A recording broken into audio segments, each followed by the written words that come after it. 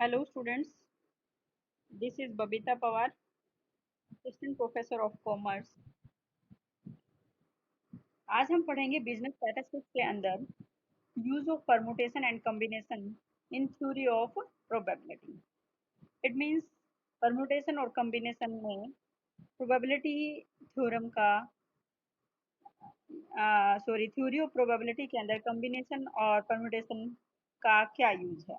ठीक है, it means use of permutation and combination in theory of probability.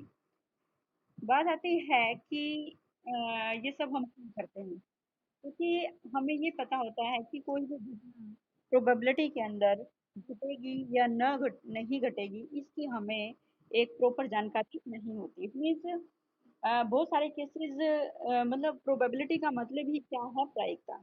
ठीक है, इट मीन्स हमें ये नहीं पता होता कि किसी के घटना के घटने या न घटने की स्थितियाँ कितनी हैं। ठीक है, या उनको हम सुगमता से मालूम कर सकें। इसके लिए हम क्या करेंगे, परमुटेशन कॉम्बिनेशन थ्योरम का यूज करेंगे। फर्स्ट ऑफ ऑल बात आती है कि परमुटेशन। परमुटेशन क्या होती है, इसको हम हिंदी में बात करें तो ये क्या होगा, क्रमचय।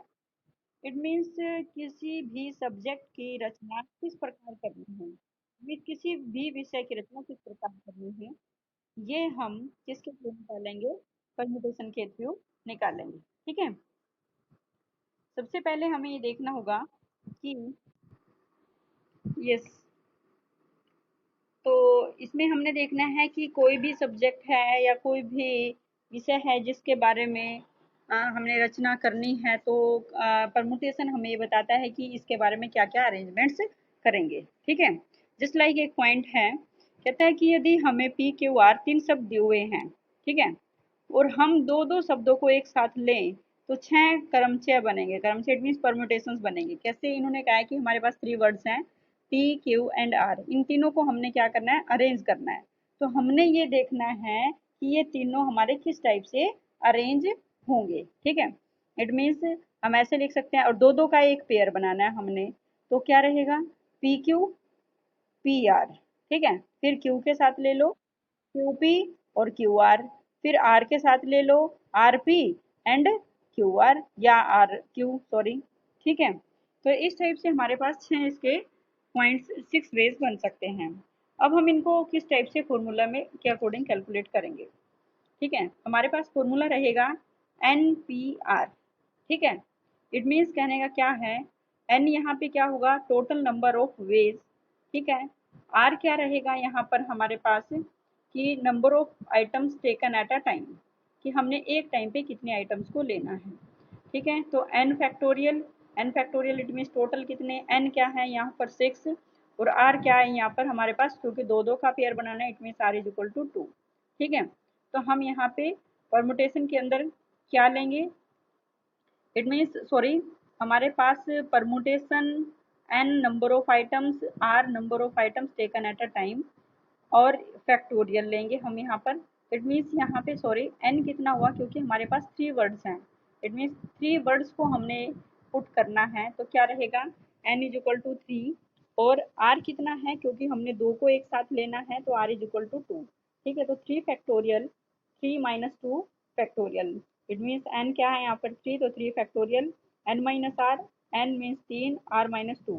ठीक है, थ्री फैक्टोरियल और three minus two factorial, it means six ways, क्योंकि थ्री को फैक्टोरियल आप लोगों ने भी कॉम फर्स्ट ईयर में भी मैथमेटिक्स में सिखाया गया होगा कि कैसे ओपन करना है। थ्री है, जैसे इसको लास्ट वन तक लेके जाना है, तो थ्री टू वन। ठीक है, three minus two, three minus two क्या होगा, one, one factorial is equal to one.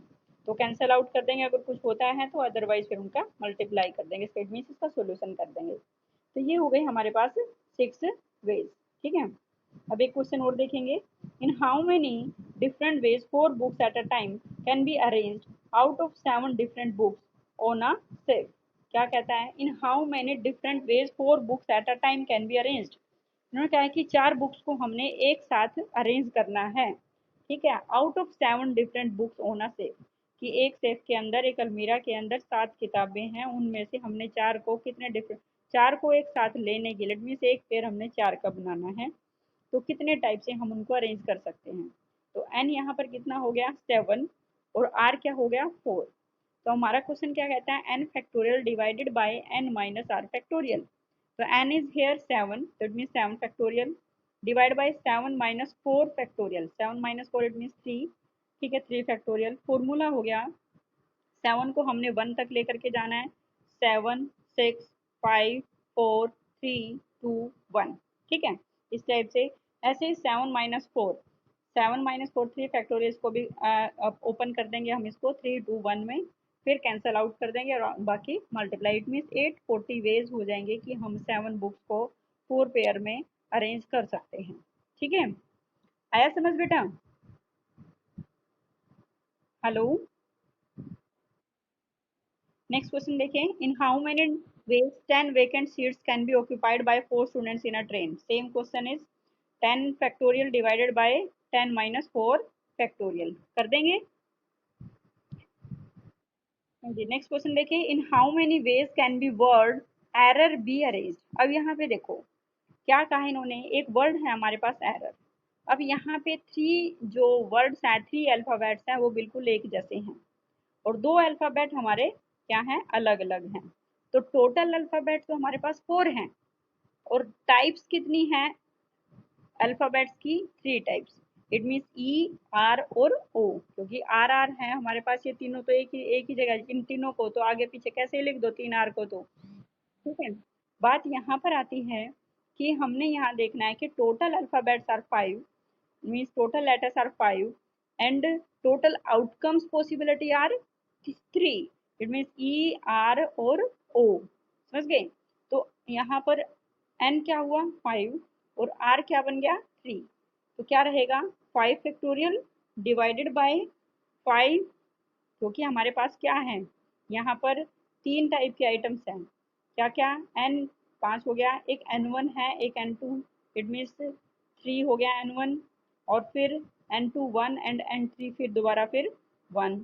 इसका मतलब क्या हुआ कि हमने इसको कैसे ओपन किया, 5 फैक्टोरियल डिवाइडेड बाय अलग अलग करके करें, या अगर हम इनमें पहला तो हमारे पास 3 फैक्टोरियल है, फिर इट मीन्स आर कितने हो गए 3 हैं, ई कितना हो गया 1 है, ओ कितना हो गया 1 है। तो इसका मतलब क्या हो गया 5 फैक्टोरियल डिवाइडेड बाई आर 3 है तो इसका मतलब 3 फैक्टोरियल, ई कितने हैं 1 है तो 1 फैक्टोरियल, ओ कितने हैं 1 है तो ओ फैक्टोरियल। आई बात समझ में? तो इसलिए हम इसको क्या लिखेंगे 5 फैक्टोरियल डिवाइडेड बाय क्या हो गया एक तरह से ये 3 फैक्टोरियल। इट मीन्स जब हमारे पास ऐसे क्वेश्चन हो कि उनमें ऐसा है कि कई वर्ड्स एक जैसे हो, तो हम ये देख लेते हैं कि टोटल कितने हैं लेटर्स, उसमें से आउटकम्स कितने आएंगे, ठीक है। इट मीन्स एक जैसे कितने हैं, जैसे यहाँ लिखा है R comes 3 times, E comes once and O also comes coming once time, ठीक है। तो इस टाइप से हम इसका सॉल्यूशन करेंगे। समझ आ गया बेटा? नेक्स्ट आता है फिर कॉम्बिनेशन। कॉम्बिनेशन क्या होता है कि ये जैसे हमने परमुटेशन के अंडर पढ़ा है अरेंजमेंट्स, ठीक है। परमुटेशन में तो अरेंजमेंट्स का महत्व है, बट जो हमारे कॉम्बिनेशन होते हैं उनमें विन्यासों का कोई महत्व नहीं है, मीन्स अरेंजमेंट्स का महत्व नहीं है। जैसे कि अभी पीछे हमने पढ़ा था क्योंकि हमारे पास 3 आइटम्स थे पी क्यू एंड आर, हमने दो दो को ये ले लिया कि हमने दो दो का कॉम्बिनेशन पेयर बनाना है, तो कितने बेस में हम कर सकते हैं। बट जो परमुटेशन होगा वो केवल ये कहता है किंतु इनके संयोग केवल 3 ही बनेंगे। जैसे मान लो देखो वो तो कहता है कि टोटल आगे पीछे करके हम कितने बिठा सकते हैं, और जो अरेंजमेंट इट मीन्स कम्बिनेशन है ना, वो सिर्फ कहता है कि टोटल कम्बिनेशन कैसे हैं।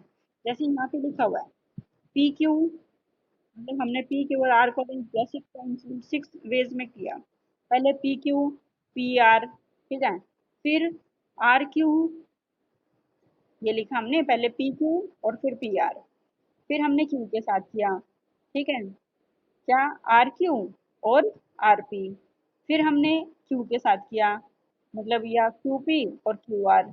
इसका मतलब क्या हुआ, जैसे यहाँ पे पी आर और आर पी दो एक जैसे हो गए ना, बात तो वही है कि पेयर तो दो का बना, पहले तो हमने लिख दिया पी आर और फिर लिख दिया आर पी, फिर ऐसे ही क्यू आर का, एक तो आर क्यू लिख दिया एक क्यू आर लिख दिया, ऐसे ही पी क्यू का पी क्यू लिख दिया और फिर क्यू पी लिख दिया।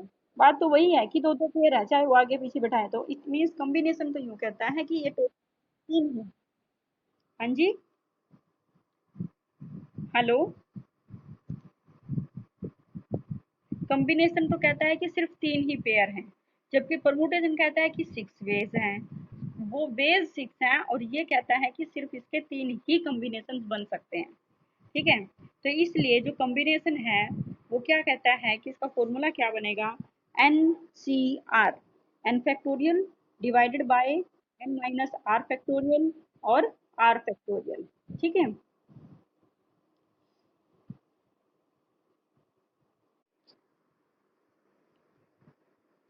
देखिए question number 74, in how many ways 4 books can be chosen out of 9 book, 9 different books, कि टोटल 9 डिफरेंट बुक हैं, उनमें से हमने 4 बुक्स को अरेंज करना है। तो कैसे अरेंज करेंगे, फॉर्मूला हमारे पास टोटल एन, एन कितना है 9, आर कितना है 4, फॉर्मूला बन गया n C 4, it means 9 factorial divide by n minus 4 factorial into 4 factorial. ठीक है, 9 8 7 6, आगे 5 4 3 तक हम इसलिए नहीं लेंगे क्योंकि 9 factorial divided by 9 - 4 factorial, it means 5 factorial आएगा और इंटू 4 फैक्टोरियल। तो हमने जो ऊपर 9 8 7 6 इंटू 5 फैक्टोरियल लिखेंगे, तो उस 5 फैक्टोरियल से नीचे वाला 5 फैक्टोरियल कैंसिल हो जाएगा, बच गया हमारे पास 4 फैक्टोरियल। इस 4 फैक्टोरियल को 4 3 2 1 करके हमने एक्सटेंड कर लिया। ठीक है, समझ आ गया ये कैसे आया। हेलो, हाँ जी। तो आप, हाँ तो इसको आप लोगों ने वैसे फर्स्ट ईयर में किए भी हुए हैं, तो आई थिंक जल्दी समझ में आ जाएगा कैसे ओपन करना है इनको। तो ये हो गया हमारा 126 वेज। ओके, ऐसे in how many ways a team of 11 players out of 20 players can be formed so that 4 of them are not included in any team. क्या कहा इन्होंने कि हम कितने वेज से 11 प्लेयर्स की एक टीम होगी आउट ऑफ 20 प्लेयर्स। देखो सबसे पहली बात, हमारे पास टोटल प्लेयर कितने हैं, टोटल प्लेयर हैं हमारे पास 20। उन्होंने यूं कहा कि एक टीम बनानी है 11 प्लेयर की, जिसमें पहला पॉइंट क्या कहता है कि 4 of them are not included in any team, कि उनमें से 4 तो किसी भी टीम में शामिल नहीं होंगे। तो ऑब्वियस सी बात है कि जब 4 तो किसी भी टीम में शामिल नहीं है, तो टोटल 20 में से 4 माइनस करके हमारे पास बच जाते हैं कितने, 16। इसलिए हम लिखेंगे कि 4 players are not included in any team, it implies that 11 players are to be selected among the remaining 16 players. ठीक है, कि भाई बाकी जो 16 हैं उनमें से हमारे पास 11 प्लेयर ही बच जाते हैं। तो आगे क्या कहता है, इसका मतलब है 16 में से हमने 11 प्लेयर की एक टीम बनानी है। तो पहला पॉइंट क्या बनेगा, 16C11, कि total players are 16, out of them 11 players, out of them one team is of 11 player. ठीक है, तो 16 factorial divided by 16 - 11 factorial into 11 factorial. तो 16 factorial divide 11 minus 16 - 11, it means 5 factorial into 11 factorial. तो हम 16 को 11 तक क्या करेंगे, एक्सटेंड करेंगे, जो भी ज़्यादा होगा वहाँ तक एक्सटेंड कर लो। 11 से 11 कैंसिल, बच जाता है 5 फैक्टोरियल, 5 फैक्टोरियल को आप एक्सटेंड करेंगे तो आ जाते हैं हमारे पास 4 3 6 8 वेज। ओके, अब जो दूसरा पॉइंट आता है वो आता है 6 of them are include in each other, each team sorry, कहता है जबकि उनमें से 6 तो ऐसे हैं कि जो हर एक टीम में इंक्लूड होंगे। इसका मतलब देखो 20 में से 6 तो इंक्लूड हैं ही, तो रह गए हमारे पास 14। अब एक टीम कितनी बनानी है, हमने 11 की। ठीक है, इसका मतलब 20 में से 6 तो टीम में है ही, तो बाहर निकल के रह गए 14। अब 14 में से 11 की एक टीम बनानी है, जबकि 6 तो टीम में है ही, बच गए हमारे पास 5। ठीक है, तो 11 में से मतलब 5 बंदे, मतलब 11 की एक टीम बनानी है तो हमें 5 कैंडिडेट और चाहिए। तो वो 5 कैंडिडेट हम कहाँ से लेंगे, वो हम जो हमारे 14 कैंडिडेट्स बच गए उनमें से लेंगे। ठीक है, तो इसका मतलब 14 में से हमारे पास, भाई 6 में से 6 तो है ही, तो 14 में से 5 और ले लिया हमने। ध्यान देंगे, टोटल प्लेयर 20 हैं, उनमें से 6 तो सेलेक्ट हैं ही, तो रह गए हमारे पास 14 जिनमें से सेलेक्ट करने हैं। उधर हमने एक टीम बनानी है 11 की, 11 में से 6 तो सिलेक्ट हो चुके हैं, रह गए 5। इसका मतलब 5 और हमने सेलेक्ट करने हैं। तो 5 किन में से सेलेक्ट करेंगे, 14 में से। तो इसलिए हमारा क्या हुआ, पहला केस क्या बना गया, भी 6 तो है ही, इसलिए 6 सी सी 6, इसमें तो क्या हो जाएगा 6 तो कैंडिडेट हैं ही, 14 में से हमने 5 सिलेक्ट करने हैं, तो 14C5 लिखेंगे। ठीक है, इसलिए हमारे पास कितना कॉम्बिनेशन बन जाएगा, 11 places can be selected, it means 6 it means 6 combination of C into 14 में से 5 का कॉम्बिनेशन। तो इनको सॉल्यूशन करेंगे आप, तो ये आ गया हमारे 2002 वेज। ओके,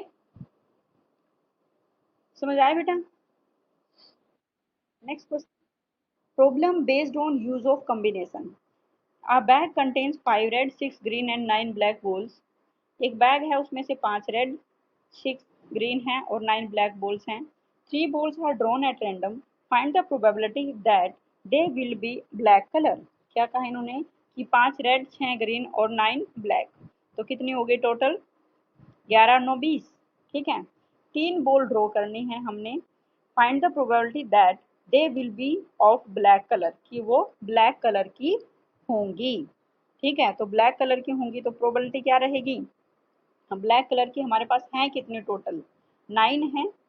समझ आई बात? तो हमारे पास दो केसेस बनेंगे। पहला तो है कि टोटल 20 बॉल में से हमने 3 बॉल्स ड्रॉ करनी है। क्लियर? तो कॉम्बिनेशन क्या बना, 20C3।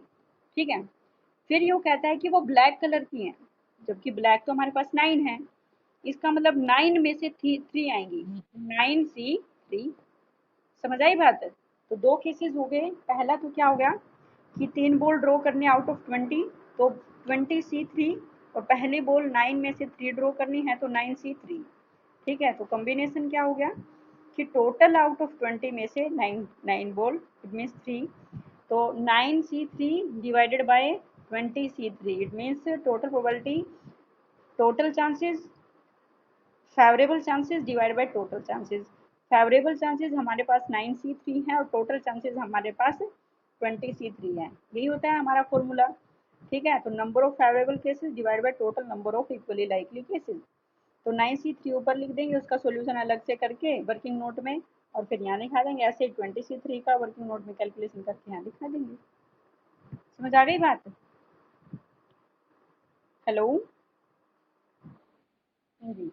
इसका दूसरा मेथड भी हो सकता है हमारा, अगर हम डिपेंडेंट का इवेंट लें कि उन्होंने कहा है कि वो 9 ब्लैक बॉल्स हैं, टोटल स्टार्टिंग में 9 बॉल हैं हमारे पास आउट ऑफ 20, क्योंकि 3 बॉल ड्रॉ करनी है, तो 3 बॉल ड्रॉ करेंगे तो तीनों ही ब्लैक हैं, तो इसका मतलब डिपेंडेंट का केस हो गया।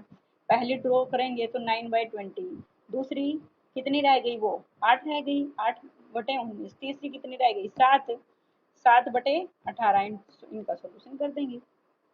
ओके, नेक्स्ट है 4 cards are drawn without replacement. दे दिया इन्होंने कि बिना रिप्लेसमेंट के हमने 4 कार्ड ड्रॉ करने हैं। What is the probability that they are all aces. देखो बेटा, इसमें ध्यान रखना हमेशा कि ये हमारी प्रोबेबिलिटी के ना एक क्वेश्चन को करने के कई कई तरीके हो सकते हैं।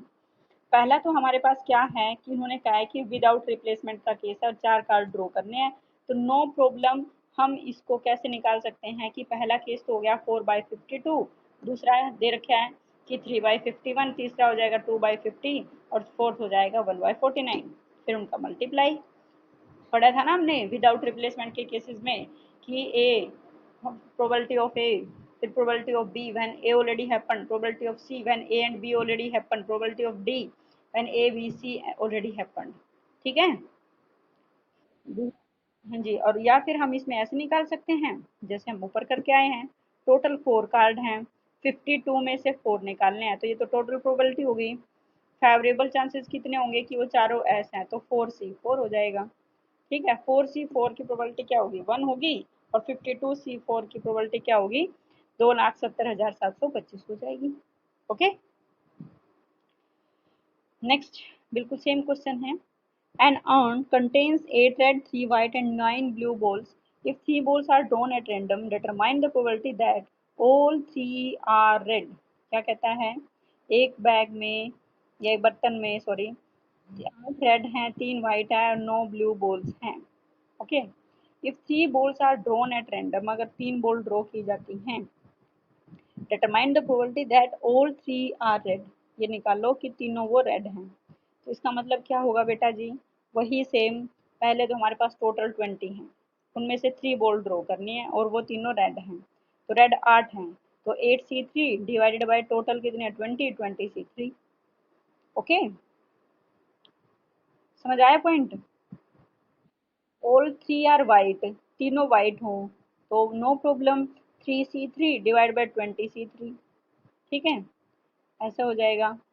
ठीक है, डिपेंडेंट का केस है तो हम दूसरे अल्टरनेट केस से भी कर सकते हैं सारे क्वेश्चन को। ठीक है ना, क्योंकि उन्होंने वैसे भी बोल रखा है कि हमारे पास हैं और डिटरमाइन द प्रोबेबिलिटी। अगला दे रखा है third point, 2 are red and 1 blue ball. 2 red हैं तो क्या रहेगा, 2 रेड हैं 8C2 और 1 वाइट है, 1 बॉल ब्लू तो 9C1 और टोटल हो गया 20C3। इसको हम ऐसे भी लिख सकते हैं, देखो ये रखा है कि थर्ड पॉइंट में 8 हैं, 8 में से 2 और 9 में से 1 divide by 20C3। Okay, hello, yes. Next है one of each colour is drawn, तीनों में से एक एक होगी तो no problem, 8C1 multiply 3C1 multiply 9C1 divided by 20C3। ठीक है, उसके बाद balls are drawn in each order, balls are drawn in order red white and blue, इस ऑर्डर में निकलेंगी कि पहली बॉल निकलेगी रेड तो नो प्रॉब्लम 8C1, दूसरी बॉल निकलेगी व्हाइट तो 3C1, लास्ट बॉल निकलेगी ब्लू 9C1। ठीक है, तो देखो ऐसे निकाल देंगे, हमें क्या प्रॉब्लम है। ठीक है, हम ऐसे कर लो या दूसरे टाइप से कर लो, बात सेम ही आएगी। ठीक है, तो देखो पहली बॉल ड्रॉ की हमने, ऑर्डर दे दिया 8/20 भी कर सकते हैं हम इसको, दूसरी दे दी 3/19, तीसरी दे दी 9/18। ठीक है, और फिर इनका सोल्यूशन कर दिया। नेक्स्ट क्वेश्चन देखिए, 5 out of 20 person in a group are women, if 3 person are selected out of 20 at random, अगर 3 पर्सन सेलेक्ट किए जाते हैं, what is the probability that all are women and what is the probability of at least one of them is a women. क्या कहता है, 5 out of 20 person in a group are women, 20 person का एक group है, उनमें से 5 हैं जो वीमेन हैं। ठीक है, if 3 person are selected out of 20 at random, जैसे अभी पीछे करके आए थे टीम वाला, उन्होंने कहा है कि अगर 20 में से हमने 3 पर्सन सेलेक्ट करने हैं, what is the probability that all are women, कि वो सभी वीमेन हैं। तो तीनों वीमेन हैं तो प्रोबेबिलिटी क्या होगी, टोटल 20 हैं और हमने उसमें से 3 निकालने हैं, तो पहले तो हम 20C3 लिखेंगे। फिर कहता है कि उनमें से तीनों की तीनों वीमेन हैं, जबकि वीमेन टोटल कितनी थी 5, तो 5C3। ठीक है, तो ऐसे 5C3 डिवाइडेड बाय 20C3, इस टाइप से करके हम रिक्वायर्ड प्रोबेबिलिटी निकालेंगे। आगे कहता है what is the probability that at least one of them is women, उन्होंने कहा कि कम से कम एक वीमेन होगी, तो जरूरी नहीं है कि कम से कम एक हो, वो ज़्यादा भी हो सकती है, इन्होंने लिख दिया एटलीस्ट वन, कम से कम एक हो, इट मीन ज़्यादा भी हो सकते हैं, एक वीमेन भी हो सकती है, 2 भी हो सकते हैं और तीनों भी हो सकती हैं।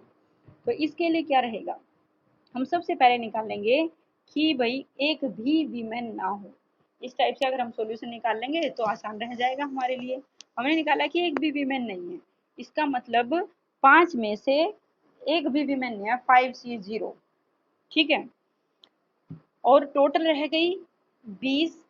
ठीक है, तो हम 1 में से 5C0 माइनस कर दो, या तो फिर ऐसे कर लो, या फिर ऐसे कर सकते हैं कि नन वीमेन, इट मीन्स 20 में से 5 वीमेन बताई तो रहेगी हमारे पास 15, तो 15 में से 3 निकालनी है, डिवाइडेड बाय फिर वही 20 में से एक 3 निकालनी है। तो ये 15C3 समझ में आया बेटा, भाई 5 वीमेन के चांसेस हैं जो वही हटा दो उसमें से, तो वो हमने हटा दिया कि भाई एक वीमेन नहीं है, तो 15C3।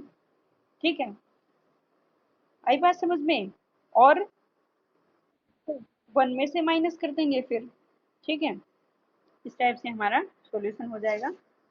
नेक्स्ट है था अ bag contains 9 red balls, 7 white balls and 4 green balls, 3 balls are drawn random without replacement, find the probability of getting 1 ball of each color। Probability निकालनी हमने, एक बॉल हरे कलर की होगी। ठीक है, तो क्या कहा, 9 रेड हैं, 7 वाइट हैं और 4 ग्रीन है, तो टोटल कितने हो गए, 9 और 7 16 4 20। ठीक है, वही same case 3 white ball draw करनी है, विदाउट रिप्लेसमेंट है। Find the probability of getting one ball of each colour. तो बेटा विदाउट प्रोबेबिलिटी जब भी वर्ड आता है तो आप कॉम्बिनेशन के चक्कर में ना जा करके सिंपल कर सकते हैं। ठीक है, 9C ना सॉरी 9 में से हर एक कलर की होगी, तो पहली तो मान लीजिएगा रेड है, तो 9/20। पर एक बात और ध्यान रखना बेटा जी, जब वो यूं कह देता है ना कि अगर एक स्पेसिफिक ऑर्डर में हो, इस बात का हमेशा ध्यान रखना कि अगर वो कोई यूं कह दे ना जैसे कि तीनों एक एक कलर की होंगी, तो हमें ये नहीं पता ना कि पहले रेड होगी या पहली ग्रीन होगी या पहली वाइट होगी, हमें नहीं पता कि कौन सी पहले निकल के आएगी, बट तीनों की एक एक कलर की होगी, मतलब तीनों अलग अलग कलर की होंगी। तो इस केस में जब हम पहले निकालने का चांसेस नहीं यूज कर पा रहे ना, ना ही समझ पा रहे कि पहले कौन सी बोल्डर होगी, तो हम कॉम्बिनेशन वर्ड यूज करेंगे। तो इसका मतलब 9C1 7C1 एंड 4C1। ठीक है, divided by total 20C3। But अगर क्वेश्चन में यूं कह देता है ना कि पहली जो बोल्ड रो की वो रेड है, दूसरी वाइट है और तीसरी ग्रीन है, क्योंकि उन्होंने बता दिया स्पेसिफिकली और विदाउट रिप्लेसमेंट का केस है, तो पहले में क्या हो जाएगा, फिर हम वहां पे 9/20, 7/19 और 4/18 फिर हम इस टाइप से यूज करेंगे। देखो बेटा ध्यान देंगे, अगर कुछ नहीं कहेगा कि कौन सी बॉल पहली है, बट ये बोल दिया कि तीनों एक one ball of each colour, हर एक कलर की एक बॉल है, तो कॉम्बिनेशन वर्ड यूज करेंगे, नो प्रॉब्लम। तो इसलिए हमने यहाँ पे कॉम्बिनेशन वर्ड यूज कर लिया। ठीक है, अगले में कहता है कि ओनली 2 रेड बॉल, सिर्फ 2 रेड बॉल होंगी। ठीक है, तो इसका मतलब जो एक बचेगी वो कौन से कलर की होगी, इसका मतलब वो या तो व्हाइट हो सकती है या फिर वो ग्रीन हो सकती है।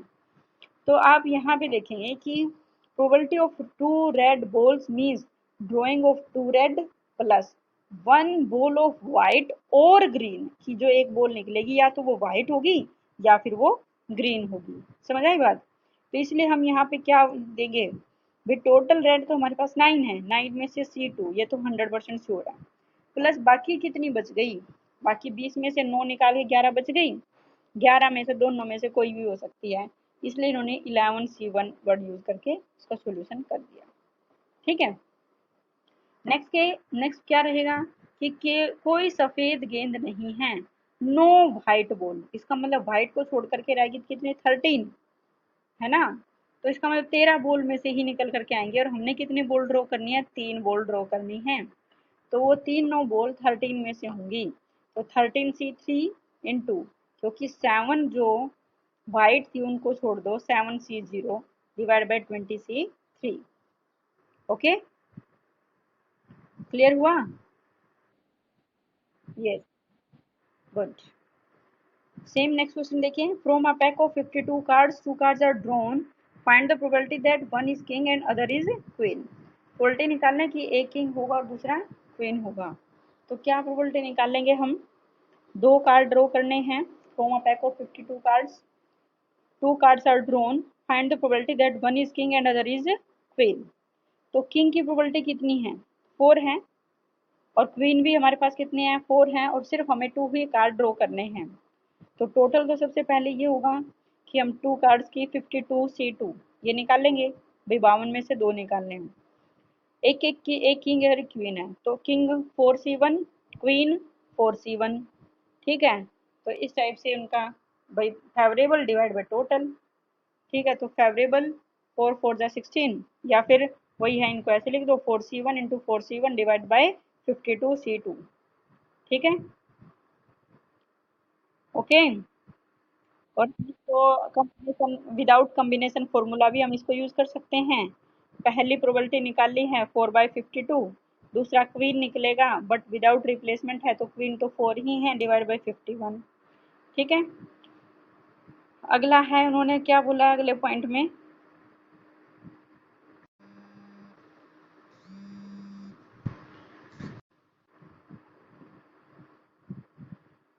अगला पॉइंट देखें एक बार। Next question, a bag contains 5 white and 8 red balls, two drawings of three balls are made such that, मतलब two drawings of three balls, इन्होंने कहा है कि दो बार बॉल निकाल लिए हमने और दोनों बार तीन तीन बॉल ड्रॉ किए हमने। Two drawings of three balls, थैले में से तीन तीन गेंदें दो बार निकाली गई। ठीक है। The balls are replaced before the second trial, पहला पॉइंट है कि बॉल्स आर रिप्लेस की जाती है सेकंड ट्रायल से। ठीक है। और दूसरा कह रहा है the balls are not replace before the second trial, balls replaced नहीं की जाती हैं, ये बोला है ना उन्होंने।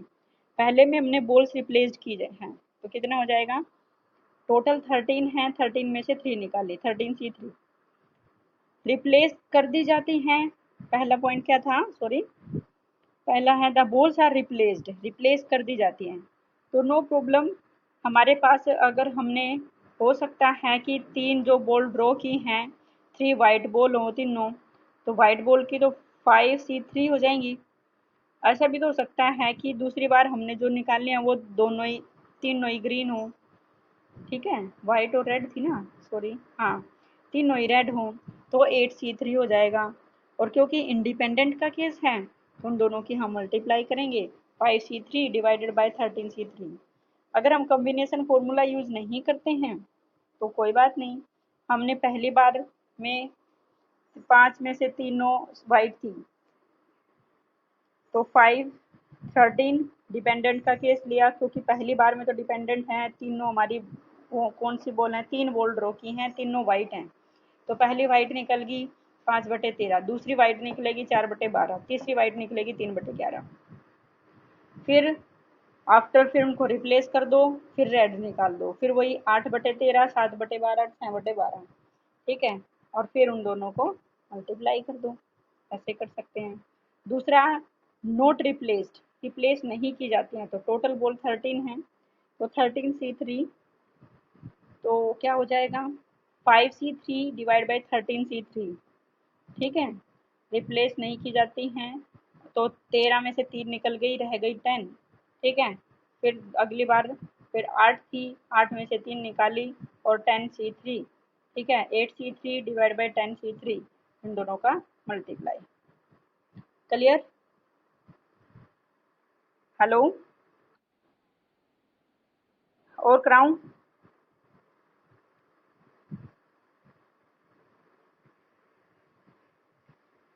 हेलो।